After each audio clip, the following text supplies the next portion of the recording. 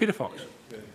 Diolch, Deputy Llywedd, and can I thank you, Cabinet Secretary, for your statement. Now, this is the first Labour government budget for 15 years, and while I hoped the time away from government had done Labour some good, clearly it hasn't. Despite all the spin, this is the same old Labour, borrowing more, taxing more, taking more of other people's money. And it's a clear fact.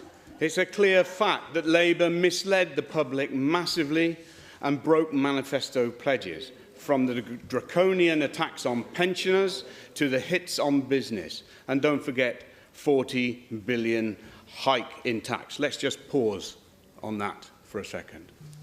£40 billion worth of tax. The statement mentions nothing about where the money was coming from. It talks about how it is going to be spent.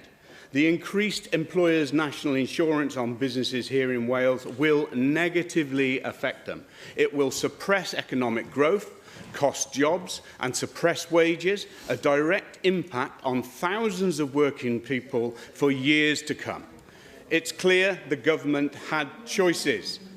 It was Keir Starmer's choice to axe winter fuel payments, and it was the Chancellor's choice to hike up taxes on business and working people, showing their true colours. Whilst there is an increase of budget consequentials for Wales, the Chancellor is playing a dangerous game by maxing out the country's credit card, fiscal fiddling to allow more borrowing. Roughly half of the additional spending has come about from a massive increase in borrowing. So this is not free money and will saddle our children and grandchildren with massive debts on into the future.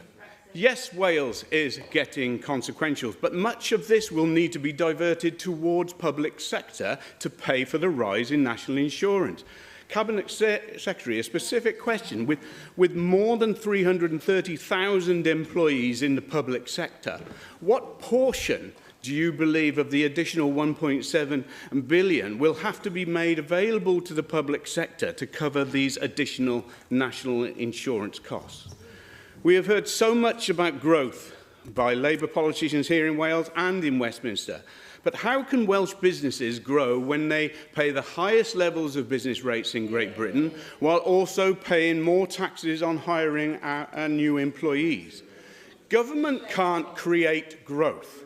They can only create conditions for growth. It's business that creates growth. The Chancellor has got things massively wrong. I want to turn to the matter of farms, even though it's been talked about here many times today. In Wales, farmers continue to get a rough time from Labour policy makers. I don't need to declare an interest, I'm a tenant. I listened to your Cabinet Secretary last night on Sharp End, where you were trying to defend Labour's hit on family farms by withdrawing agricultural inheritance relief.